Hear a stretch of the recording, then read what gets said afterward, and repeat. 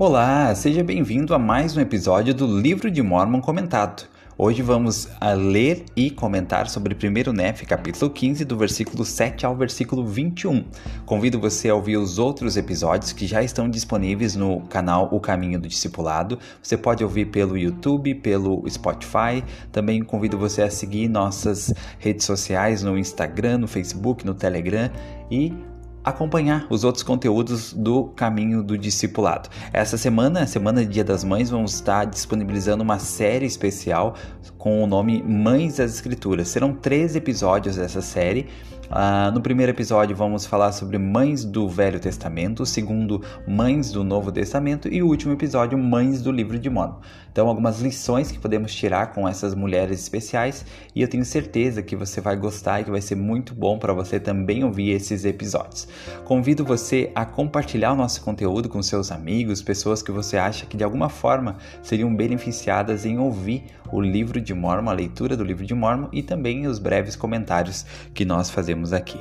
Quero agradecer a todos que seguem já no YouTube, no Spotify, a todos que comentam, acrescentam bastante seus comentários, sua maneira de entender o que nós lemos. Isso é muito, muito legal e eu agradeço a todos que estão sempre comentando lá nos vídeos do YouTube, tá bom? Então, espero que você esteja bem, que seu dia se torne ainda melhor após ouvir esse episódio e é muito bom saber que eu vou poder fazer companhia para você por alguns minutos, esteja você na sua casa, no seu trabalho, no trânsito, na academia, correndo, caminhando, fazendo as tarefas domésticas, cuidando dos filhos, onde você estiver, que o seu dia seja ótimo, que você alcance as suas metas, seus sonhos e que você tenha um dia abençoado. Vamos juntos agora iniciar.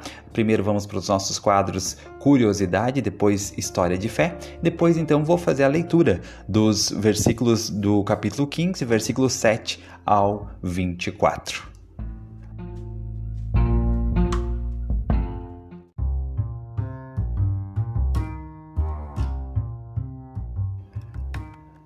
Curiosidade. Em muitas culturas antigas, incluindo a dos hebreus, os números eram imbuídos de significado simbólico. Com base na frequência de uso no Antigo Testamento e no Novo Testamento, o número 7 ele era um número de maior importância. 7 é uma combinação de 3 e 4. 3 representam os céus e 4 representam a terra. O 7, portanto, representa todas as coisas, tanto no céu quanto na terra. Portanto, passou a ser visto como um número de conclusão, comprimento e até perfeição. O 7 é usado muitas vezes em toda a Bíblia de maneira simbólica. Por exemplo, a conta da criação da terra é feita em 7 dias. O ano sabático é a cada 7 anos.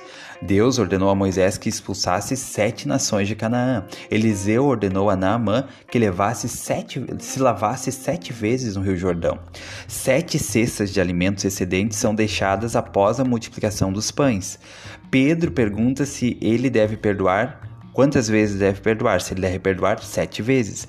E lá em Apocalipse, 7 igrejas são abordadas. Então o número 7 repete várias vezes no Novo e no Velho Testamento. E no livro de Mórmon, temos também o número 7? Temos. Vamos lá. A primeira menção é em 1º Nef, que fala sobre 7 rebeliões de Lamã e Lemuel, que estão registradas lá em 1º Nef. Em Mosias fala sobre 7 igrejas observadas na terra de Zaraenla. Em Alma fala sobre 7 cidades e terras amanitas convertidas. Em Alma também, capítulo 11, fala sobre o sistema monetário nefita, que é baseado no número 7. Em Alma 18, fala sobre que 7 são mortos por Amon nas águas de Sepos. Em Alma 50, fala sobre os 7 pecados capitais dos nefitas, e são listados por Mórmon. E por último, em Alma 31, fala sobre 7 companheiros missionários que são levados por Alma aos Zoramitas. Então, o 7, ele tem todo esse simbolismo, segundo os hebreus, e podemos ver que ele está presente aqui no Velho Testamento, no Novo Testamento. Mais para frente, nós vamos ter uma série sobre numerologia simbologia no livro de Mórmon, significado dos números, tá? Os números, cada número tem um significado. Nós vamos fazer um estudo especial aí sobre os números no Novo Testamento, Velho Testamento e no livro de Mórmon. Então vai ser bem legal, vai ser mais pra frente isso, mas estou muito animado e é algo que nós vamos poder aprender muitas lições importantes, o significado de cada um dos números e como nós podemos passar a enxergá-lo de uma maneira diferente. Sempre que nós enxergar um número nas escrituras, por trás desse número também tem um simbolismo. Por exemplo, como eu falei aqui, o 7. O 7 ele significa todas as coisas no céu e na terra. Significa a conclusão, perfeição e o cumprimento de algo, tá bom? Então tá bom. Esse é o nosso quadro Curiosidade de hoje. Espero que você tenha gostado. Um abraço.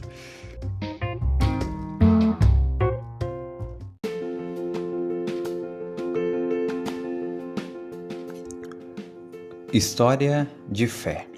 Essa história foi contada na Conferência Geral de abril de 2010 pelo Elder Donald L. Ostrom, da presidência dos 70 na época. E ela diz o seguinte: há muitos anos vi um momento de tristeza transformar-se em tragédia. Um jovem casal estava prestes a ter seu primeiro bebê.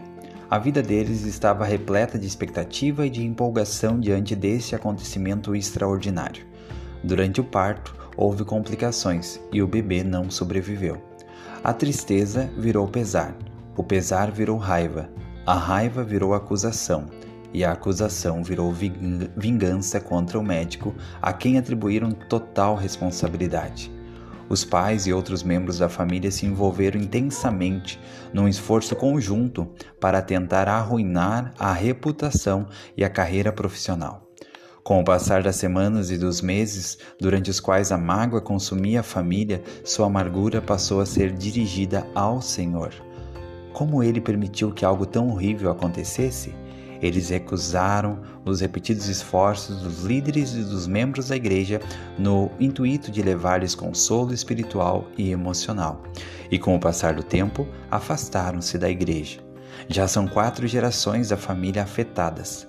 Onde anteriormente havia fé e devoção pelo Senhor e sua igreja, não há mais nenhuma atividade espiritual por parte de qualquer membro da família há décadas. Nas circunstâncias mais difíceis da vida em geral, só existe uma fonte de paz, o Príncipe da Paz, Jesus Cristo. Ele estende sua graça ao fazer o convite: vinde a mim, todos os que estáis cansados e oprimidos, e eu vos aliviarei. Ele promete ainda: a minha paz vos dou, não vou lá dou como o mundo a dá.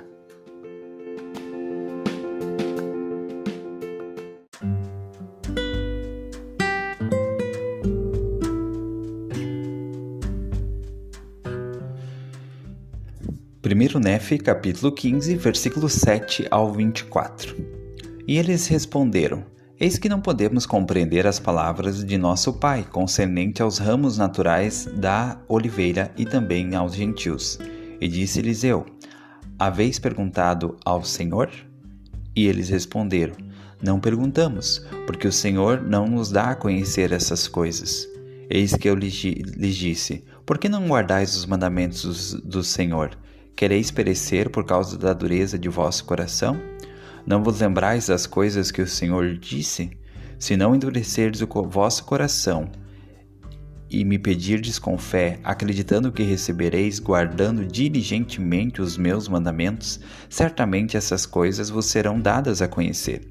Eis que vos digo que a casa de Israel foi comparada a uma oliveira pelo Espírito do Senhor que estava em nosso Pai. E eis que não fomos nós desmembrados da casa de Israel, e não somos nós um ramo da casa de Israel? E agora, o que nosso Pai quer dizer sobre o exército, o enxerto dos ramos naturais por meio da plenitude dos gentios, é que nos últimos dias, quando nossos descendentes tiverem degenerado, caindo na incredulidade, sim, pelo espaço de muitos anos, por muitas gerações, depois que o Messias se manifestar em pessoa aos filhos dos homens, então a plenitude do evangelho do Messias chegará aos gentios, e dos gentios aos remanescentes de nossos descendentes. E naquele dia os remanescentes da nossa semente virão a saber que são da casa de Israel e que são o povo do convênio do Senhor. E então saberão e chegarão ao conhecimento dos seus antepassados. e também ao conhecimento do Redentor e do Evangelho que foi por ele ministrado a seus pais. Portanto, virão a conhecer seu Redentor e os pontos essenciais de sua doutrina para que saibam como chegar a ele e ser salvos. E então, naquele dia, não se regozijarão e não darão graças ao seu eterno Deus, sua rocha e sua salvação? Sim, naquele dia, não receberão vigor e alimento da verdadeira videira? Sim, não virão eles para o verdadeiro rebanho de Deus? Eis que vos digo, sim, eles serão lembrados outra vez pela casa de Israel, e serão enxertados, sendo um ramo natural da oliveira, na oliveira verdadeira. Isto é o que nosso Pai quer dizer, e Ele quer dizer que isto não acontecerá, senão depois de haverem sido dispersos pelos gentios. E Ele quer dizer que isso se dará por meio dos gentios, para que o Senhor mostre aos gentios o seu poder, porquanto será rejeitado pelos judeus, ou seja, pela casa de Israel. Nosso Pai não falou, portanto, apenas de nossos descendentes, mas também de toda a casa de Israel, indicando o convênio que haveria de ser cumprido nos últimos dias. Convênio esse que o Senhor fez com nosso pai Abraão, dizendo: em tua semente serão benditas todas as famílias da terra. E aconteceu que eu, Nefe, falei-lhes muito sobre essas coisas. Sim, falei-lhes sobre a restauração dos judeus nos últimos dias. E repeti-lhes as palavras de Isaías, que falou sobre a restauração dos judeus, ou seja, da casa de Israel. E depois de sua restauração, não serão mais confundidos nem dispersos. E aconteceu que disse muitas palavras a meus irmãos, de modo que se tranquilizaram e humilharam-se perante o Senhor. E aconteceu que me falaram novamente, dizendo: o que significa o que nosso pai viu num sonho? O que significa a árvore que ele viu? E disse-lhes: era uma representação da árvore da vida. E disseram-me: o que significa a barra de ferro que nosso pai viu, que levava a árvore? E eu disse-lhes que era a palavra de Deus, e todos que dessem ouvidos à palavra de Deus e a ela se apegassem, jamais pereceriam, nem as tentações, nem os dardos inflamados do adversário poderiam dominá-los até a cegueira para levá-los à destruição.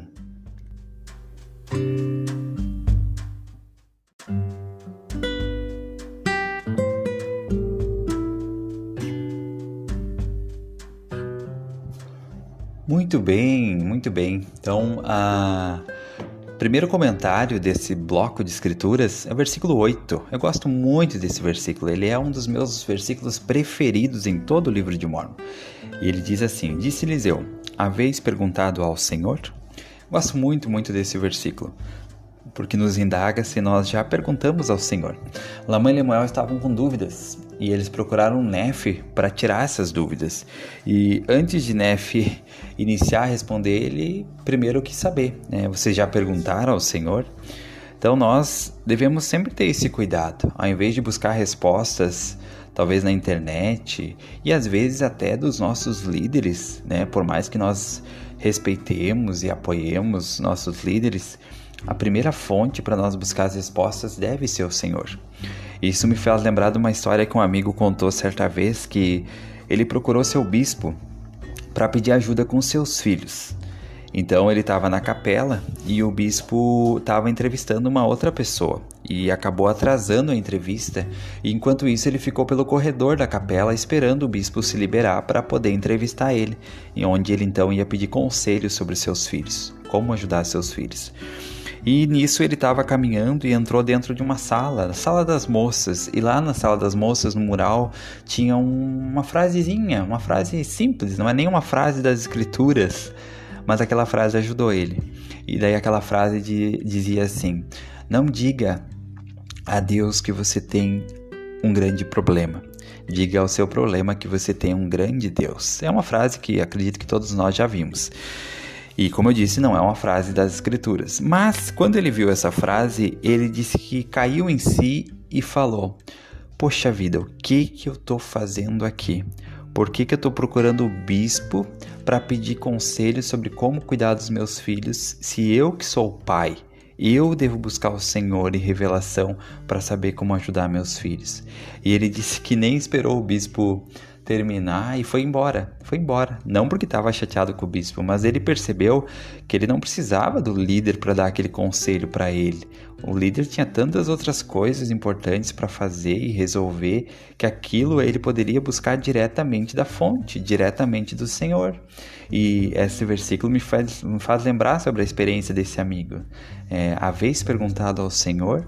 Então, ao invés de pensar que nossa primeira fonte de resposta deve ser nossos líderes, como eu disse, por mais que respeitemos, amemos e apoiemos nossos líderes, e são pessoas chamadas por Deus, homens e mulheres chamados por Deus, por mais que temos essa fé e esse sentimento real, a nossa primeira fonte deve ser o Senhor.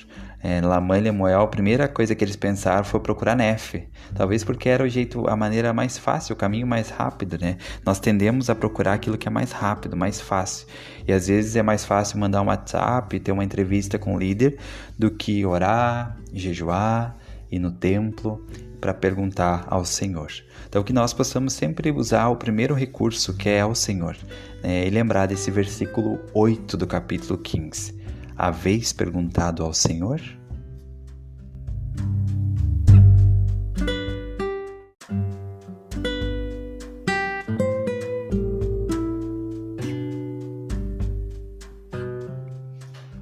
O segundo comentário sobre esse bloco também segue aqui o versículo 9, 10 e 11, né? Então, Lamã e Lemuel procuraram Nefe querendo uma resposta, né? Um entendimento de algo que eles não estavam entendendo, querendo uma visão mais ampliada. E aí Nefe, eles falaram que... Nefe perguntou, né, se eles tinham perguntado ao Senhor, indagou eles sobre isso e eles responderam: não perguntamos, porque o Senhor não nos dá a conhecer essas coisas. Então a fé deles era muito limitada. E aí mais embaixo Nefe fala: não vos lembrais, eis que lhes disse, por que não guardais os mandamentos do Senhor? É interessante a relação que existe entre receber revelação e guardar os mandamentos do Senhor. Quando nós guardamos os mandamentos, nós nos qualificamos para receber revelação e nós nos aproximamos do Senhor. Então Lamã e Lemuel, fica muito claro nesses versículos aqui 9, 10 e 11 do capítulo 15, que eles não tinham proximidade com Deus, eles não tinham intimidade com o Senhor. E eles não guardavam os mandamentos, eles não tinham fé para guardar os mandamentos. Como eles não tinham fé para guardar os mandamentos, eles não tinham fé para pedir as coisas que eles precisavam. Então a nossa fé para poder pedir a Deus aquilo que nós precisamos e que nós desejamos na nossa vida, ela vai ser proporcional à fé que temos para guardar os mandamentos. Logo, se eu não estou exercendo fé para guardar os mandamentos, eu vou ter dificuldade para exercer fé para pedir ao Senhor aquilo que eu preciso. Então é muito interessante. Nefe guardava os mandamentos desde o início e por isso ele tinha fé para procurar a Deus e encontrou respostas. Ele teve uma visão, uma experiência maravilhosa. Ele foi conduzido ao monte da revelação. Como Moisés foi conduzido ao monte, Nefe também foi conduzido ao monte. Lá recebeu muitas revelações para ele e para sua descendência. Por outro lado, pessoas que moravam no mesmo teto que ele receberam a mesma educação, os mesmos ensinamentos, o mesmo acesso, né, à informação que Nefe tinha, eles tinham. Lamã e Lemuel estavam aqui se debatendo por coisas até menores e eles não tinham essa fé para procurar a Deus. A fé deles era que o Senhor não ia mostrar para eles, porque a nossa fé, repetindo, ela vai ser sempre proporcional à nossa obediência. Quanto mais eu obedeço, mais eu recebo o dom da fé. A fé é um dom. A fé é um dom. E esse dom começa com uma escolha, a escolha de obedecer. Então, quando eu escolho obedecer e acreditar, eu recebo esse dom da fé. Então, é interessante para mim olhar esses versículos 9, 10 e 11 e ver a relação direta que existe entre revelação e fé, entre obediência e revelação para a nossa vida pessoal.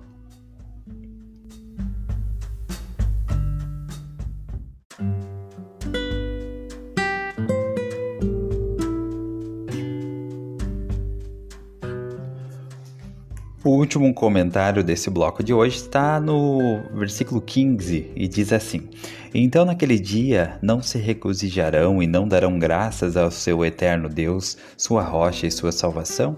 Sim, naquele dia não receberão vigor e alimento da verdadeira videira? Sim, não virão eles para o verdadeiro rebanho de Deus? No versículo anterior, ele está falando sobre conhecer Jesus Cristo.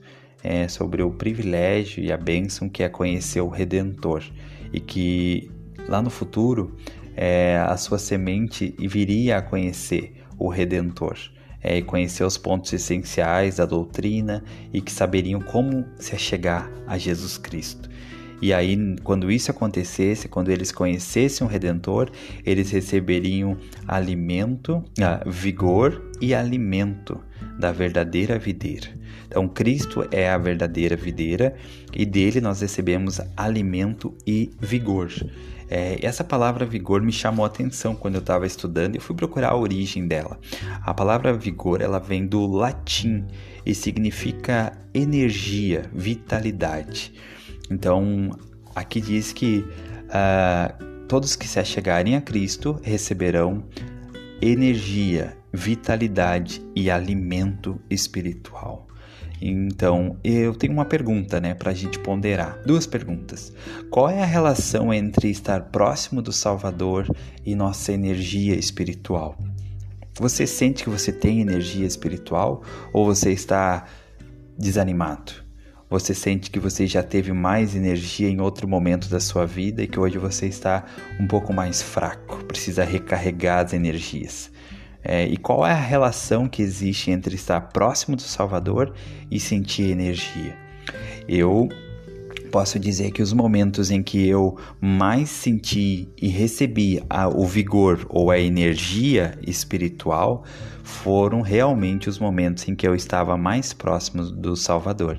Então eu sei que quando nós estamos próximos do Salvador, nós recebemos a energia espiritual. E a outra pergunta é: qual é a relação que existe entre estar próximo do Salvador e a nossa vitalidade? O que é a vitalidade? Você estar cheio de vida, você estar com disposição, você estar alegre, você estar feliz, você estar vivo espiritualmente é diferente de você estar morto espiritualmente. Então, qual é a relação entre estar próximo do Salvador e a nossa vitalidade espiritual? Também posso lembrar de experiências da minha vida em que eu estive mais vivo espiritualmente, mais acordado, desperto espiritualmente, foram os momentos que eu estava mais próximo do Salvador. E como nós nos aproximamos do Salvador? Oração, estudo das Escrituras, serviço ao próximo. Mas esse é o nível 1. O nível 2 é vivendo o Evangelho, que aprendemos na Igreja de Jesus Cristo. O nível 3, que é mais avançado, é recebendo todos os convênios e vivendo esses convênios. Essas coisas vão nos aproximar do Salvador. E quando estivermos próximos dele, nós vamos receber o que está aqui no versículo 15 do capítulo 15. Vamos receber vigor e vitalidade, alimento espiritual da verdadeira videira, que é o Salvador Jesus Cristo.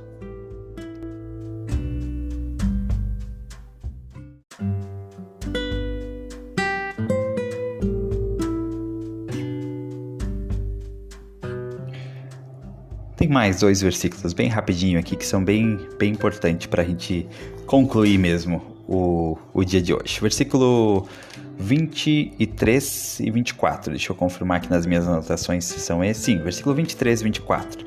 Aqui vai falar sobre a barra de ferro. Lá no capítulo 8, quando eu falei, eu comentei o capítulo 8, eu não falei muito sobre a barra de ferro. Então eu vou fazer um breve comentário aqui sobre isso.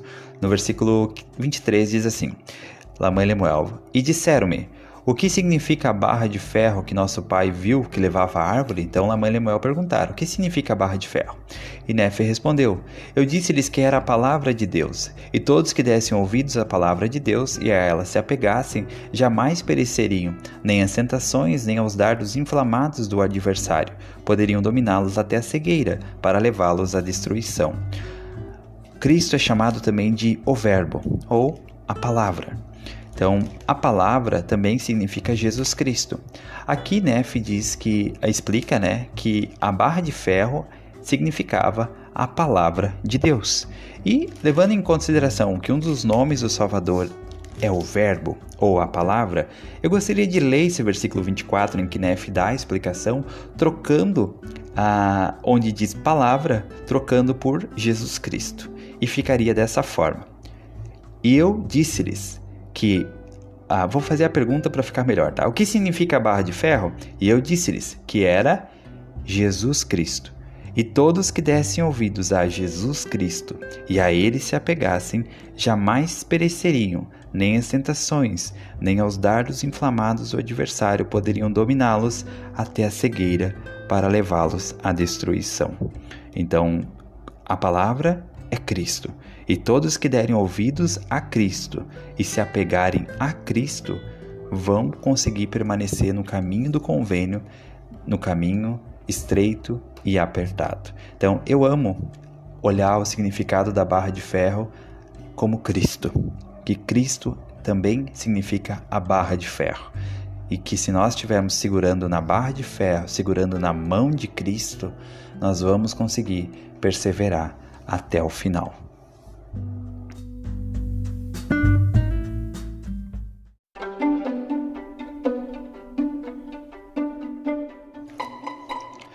Pergunta e resposta. Meus pais são divorciados e às vezes sinto que não somos uma verdadeira família da Igreja de Jesus Cristo dos Santos Últimos Dias, porque não podemos nos selar no templo. Estou começando a me sentir diferente de todos na igreja. Como posso lidar com esses sentimentos? Segue a resposta. Todas as famílias têm desafios, mas todas são bem-vindas na igreja. Estabeleça a meta pessoal de casar-se um dia no templo. Viva o Evangelho para que possa ter todas as suas bênçãos. Aprenda com sua família. Seja grato pela família que você tem e ame sua família. Tenha esperança e procure achegar-se ao Senhor durante suas provações.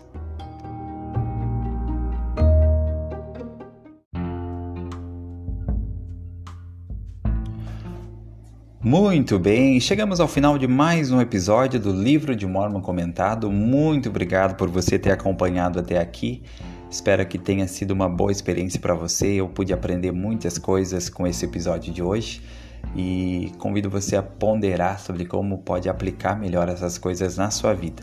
Se cada dia, cada episódio que nós ouvirmos, nós pudermos decidir pelo menos uma coisa que vamos melhorar, que vamos aplicar, que vamos talvez começar a fazer ou recomeçar, porque às vezes a vida não é só feita de começos, mas de recomeços.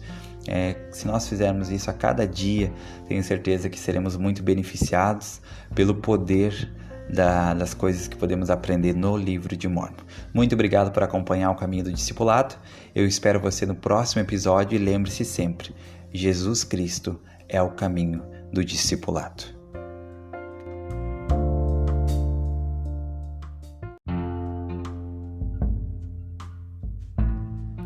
Olá, seja bem-vindo a mais um episódio do Livro de Mórmon Comentado. Esse é o canal Caminho do Discipulado e hoje vamos ler e comentar o capítulo 15, versículo 25 ao 36 de 1 Nefe. 1 Nefe 15, 25 ao 36. Vou fazer a leitura desses versículos, vamos ter alguns comentários também. E eu agradeço você por estar aqui para ouvir ou assistir esse episódio. Estamos no YouTube, no Spotify, no Instagram, no Facebook, no Telegram. Convido você a seguir o caminho do discipulado.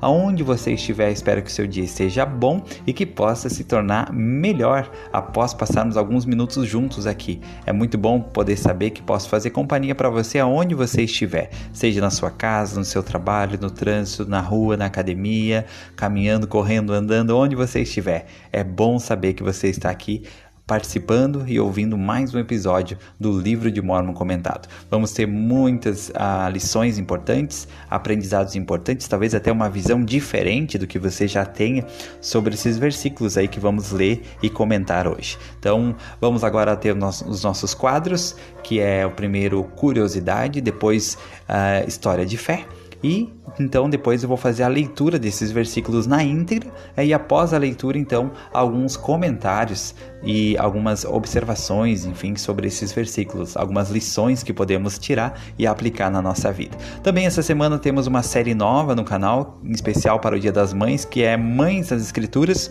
onde vamos ter 3 episódios especiais. O primeiro episódio é Mães do Velho Testamento, o segundo é Mães do Novo Testamento e o terceiro é Mães do Livro de Mórmon. Convido você a acompanhar e ouvir e participar dessa série também, tá bom? Vamos iniciar agora então um próximo quadro e muito bom, é bom demais saber que você está aqui comigo.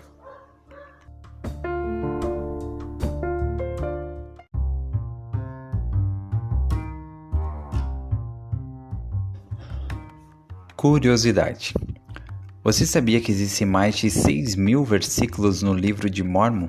E esses versículos se referem a Jesus Cristo quase 4.000 vezes e por 100 nomes diferentes, incluindo Jeová, Emanuel, Santo Messias, Cordeiro de Deus e Redentor de Israel.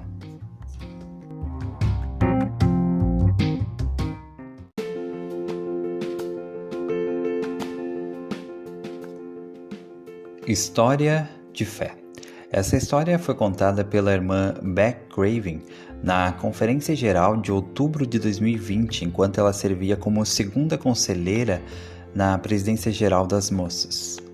E diz o seguinte: quando eu tinha 8 anos de idade, meu irmão mais velho, Lee, e eu brincávamos com nossos amigos nos galhos de uma árvore em nosso bairro. Nós adorávamos nos divertir com eles sob a sombra daquela árvore.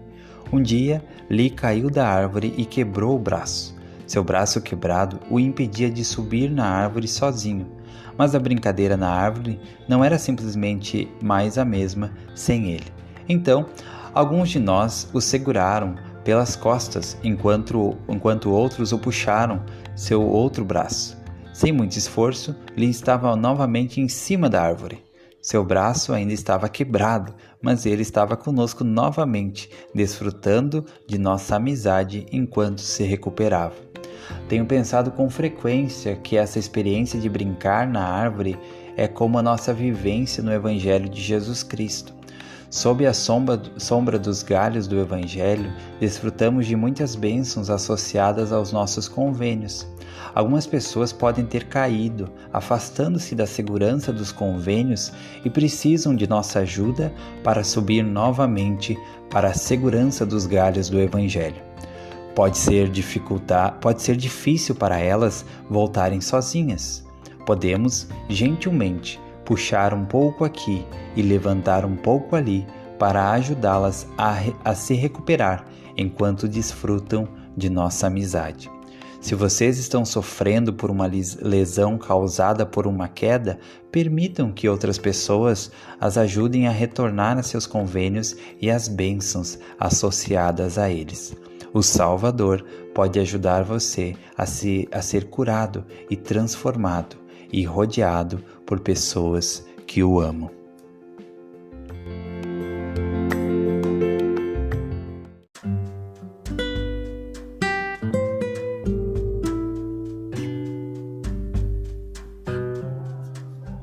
Primeiro Nefe, capítulo 15, versículo 25 ao 36.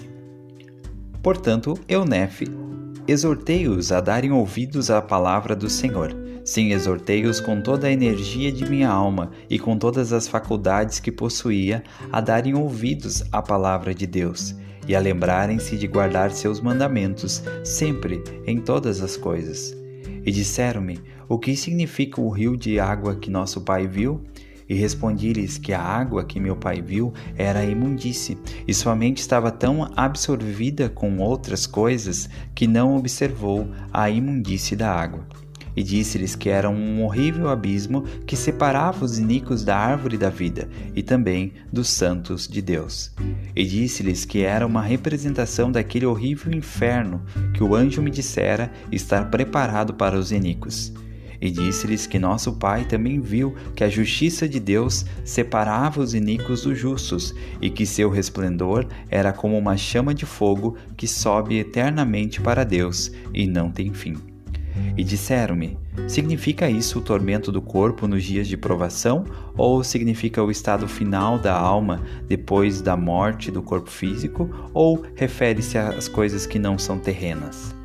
E aconteceu que eu lhes disse que era uma representação tanto de coisas físicas como espirituais, pois chegaria o dia em que seriam julgados por suas obras, sim, mesmo as obras feitas pelo corpo físico nos seus dias de provação. Se morressem, portanto, em iniquidade, serão também rejeitados quanto às coisas que se referem à retidão. Portanto, deverão ser levados perante Deus, para serem julgados por suas obras. E se suas obras tiverem sido imundas, eles serão imundos.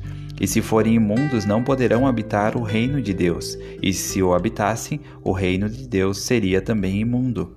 Mas eis que eu vos digo que o reino de Deus não é imundo, e que nenhuma coisa impura pode entrar no reino de Deus. É, portanto, necessário que haja um lugar de imundície preparado para o que é imundo. E há um lugar preparado, sim, aquele horrível inferno do qual falei, cujo fundador é o diabo. Portanto, o estado final da alma dos homens é habitar o reino de Deus ou ser lançada fora, por causa da justiça da qual falei. Os iníquos, portanto, serão apartados dos justos, e também daquela árvore da vida, cujo fruto é mais precioso e mais desejável que todos os frutos. Sim, é a maior de todas as dádivas de Deus. Assim falei a meus irmãos. Amém.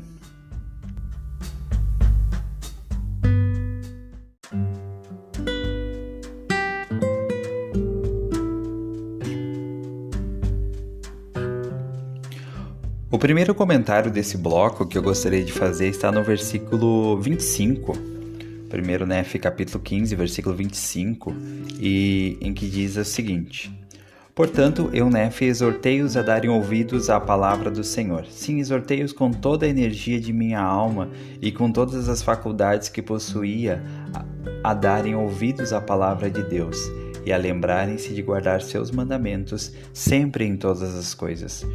Então aqui mostra Nefe servindo em seu chamado. Seu chamado aqui era ministrar seus irmãos, e seus irmãos não tinham um histórico muito bom de obediência, de fazer a vontade do Senhor. Na verdade, até Elei já tinha visto numa visão que no futuro eles iriam se afastar do Evangelho. E é interessante que mesmo tendo todo esse histórico e todo esse conhecimento do futuro que talvez aguardava Lamã e Lemuel, Nefe mesmo assim diz que ele exortou a eles com toda a energia da sua alma. Então, para mim isso mostra a maneira como Nefe servia a Deus, como ele servia a Deus servindo ao seu próximo, e era com toda a energia da sua alma. E esse é um padrão que nós podemos aplicar na nossa vida, em nossos chamados e designações. Servir com toda a energia da nossa alma. Nós poder direcionar toda a energia da nossa alma para um propósito mais elevado. O propósito daquele chamado que nós recebemos. Cada um de nós recebe os seus chamados, suas responsabilidades, e é importante ao receber um chamado, uma responsabilidade, entender qual é o propósito do Senhor para mim nesse chamado, o que Ele espera de mim nesse chamado. E depois que eu identificar o propósito e ter clareza sobre esse propósito, é nesse propósito que eu devo trabalhar. Muitas vezes nós divagamos por não ter uma clareza sobre qual é o propósito do nosso chamado, nós acabamos dispersando a nossa energia, nós acabamos divagando nossos pensamentos, nosso foco para várias coisas talvez importantes sim, mas que lá no final talvez não façam, não signifiquem o propósito do meu chamado.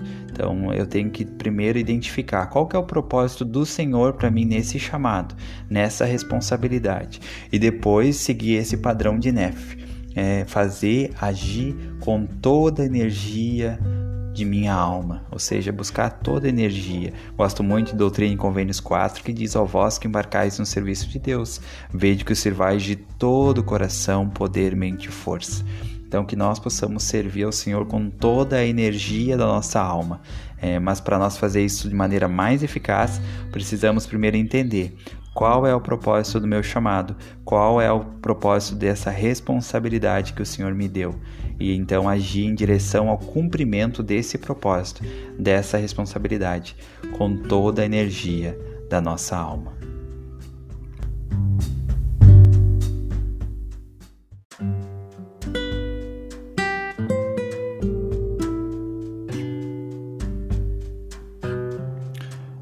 Próximo comentário está aqui no versículo 34 e 35 do capítulo 15 de 1 Nef.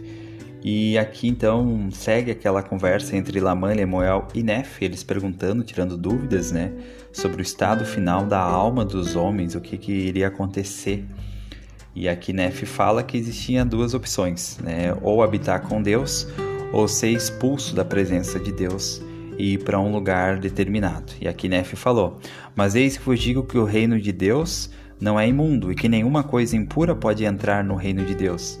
É, portanto, necessário que haja um lugar de imundície preparado para o que é imundo.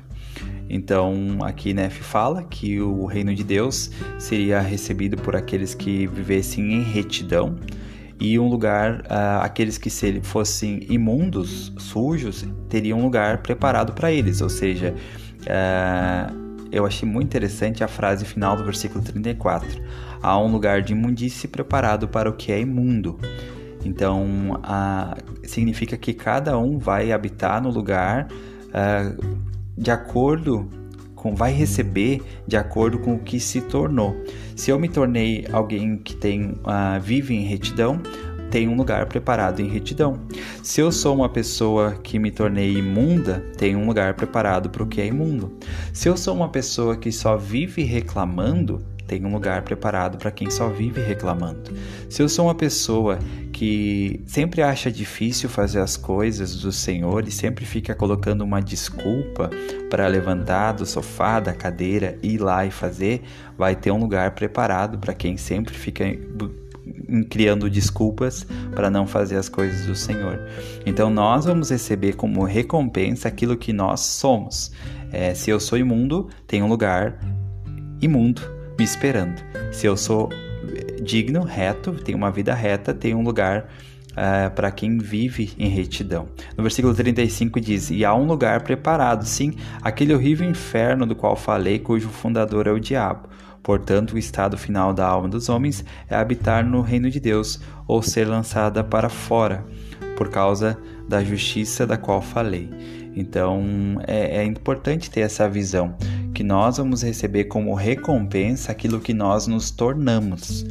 Aquilo que nós nos tornamos. Então, aquilo que eu me torno, aquilo que eu sou, eu vou ter mais aquilo que eu sou no futuro, como resultado do meu julgamento, né? O lugar que eu vou habitar vai ser um lugar que vai refletir aquilo que eu me tornei. Então, se eu me tornei uma pessoa reta, digna, um servo de Deus, uma serva de Deus, eu vou poder habitar no lugar onde estão outros servos de Deus, outras pessoas dignas e retas.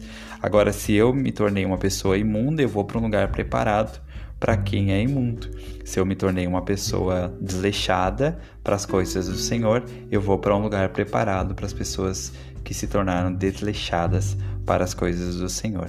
Então é importante ter clareza que nós vamos receber como recompensa aquilo que nós nos tornamos. Nós precisamos ter autorresponsabilidade e precisamos observar muito bem que tipo de pessoa eu estou me tornando e como eu devo me tornar. Nós devemos nos tornar como Cristo, devemos ser como Cristo, devemos procurar tornar o nosso caráter, o nosso semblante, os nossos pensamentos, as nossas ações, o nosso serviço ao próximo deve ser como Cristo. Devemos nos tornar como Cristo. Por isso, esse é um dos motivos que ele foi enviado ao mundo. Além de fazer a expiação sagrada por cada um de nós, também para nos dar um exemplo de como nós devemos ser. Então, as obras que nós vimos ele fazer, essas mesmas obras nós devemos fazer para que nós nos tornemos como ele. Então, Cristo é o padrão, que nós devemos nos tornar.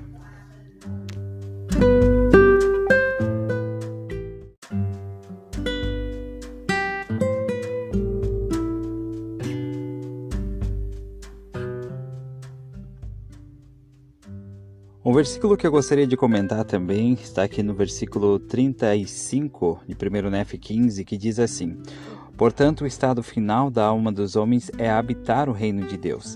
Essa frase ela é muito interessante para mim, porque ela deixa claro qual que é o objetivo da existência do homem, né? Do homem e mulher, dos filhos de Deus. Qual que é o nosso objetivo? Qual que é o nosso propósito?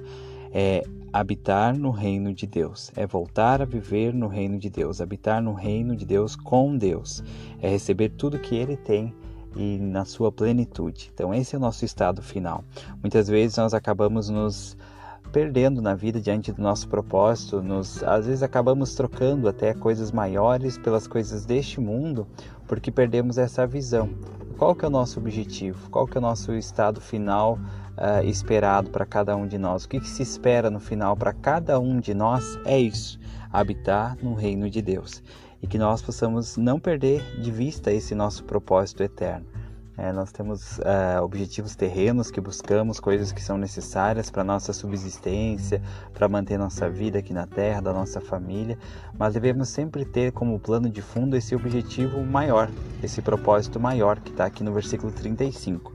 O estado final da alma dos homens é habitar no reino de Deus. Então o nosso propósito final é esse, habitar no reino de Deus. Que eu e você possamos sempre ter clareza sobre esse propósito e ir atrás dele dia após dia, né? Lutar, trabalhar, nos empenhar para não perder de vista esse propósito e para cada dia mais nos aproximar dele, lembrando sempre que esse é o nosso propósito, habitar no reino de Deus. É o estado final da nossa alma, o que se espera no final de tudo, quando tudo acabar, é esse, que nós possamos estar prontos para habitar no reino de Deus. E nada menos do que isso faz parte do nosso propósito, né? Nada menos do que isso é o que nós merecemos. Então nós nascemos com esse propósito, Deus nos criou com esse propósito, com esse objetivo, para que eu e você possamos receber essa recompensa, que é habitar com Ele no seu reino para sempre. Por isso, jamais duvide do seu potencial. Muitas vezes nós, ao tropeçar, ao cair, ao cometermos os erros que todos nós cometemos, ou às vezes até como uma forma de tentação, somos tentados a pensar que nós não temos valor, que nós não temos potencial e que não somos capazes de realmente voltar à presença do Senhor. Mas isso é uma mentira. Cada um de nós porta dentro de si o potencial e a capacidade de voltar a viver com Deus, de habitar no reino de Deus.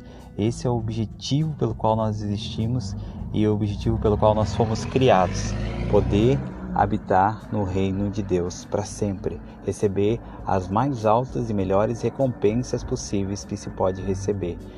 Isso é possível de acordo com a nossa fé, com a nossa obediência e em nossa disposição em seguir o nosso Mestre, o Salvador Jesus Cristo.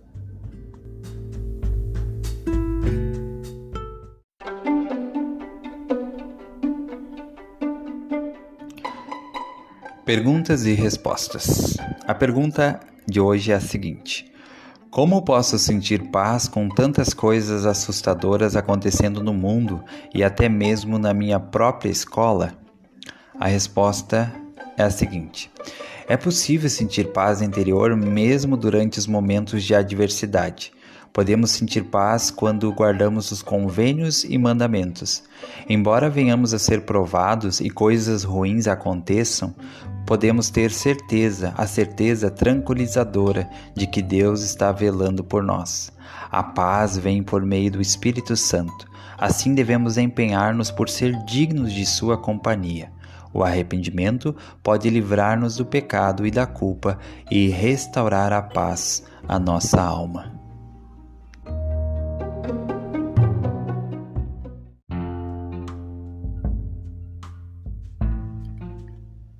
Muito bem, chegamos ao final de mais um episódio do Livro de Mórmon Comentado. Muito obrigado por você ter acompanhado mais um episódio.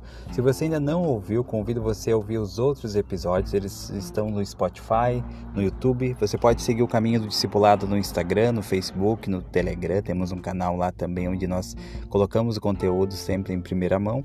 E muito obrigado por todos que estão acompanhando, comentando, se inscrevendo no canal. Convido você a acompanhar nossas outras séries. Temos uma série especial essa semana, Dia das Mães, que é Mães das Escrituras. Então convido você a ouvir essa série também. E muito obrigado pelo seu apoio pelos comentários aí que são feitos sempre nos vídeos, que ajudam a enriquecer ainda mais o conteúdo aqui do canal, tá ok? Um abraço, espero você no próximo episódio e lembre-se sempre, Jesus Cristo é o caminho do discipulado.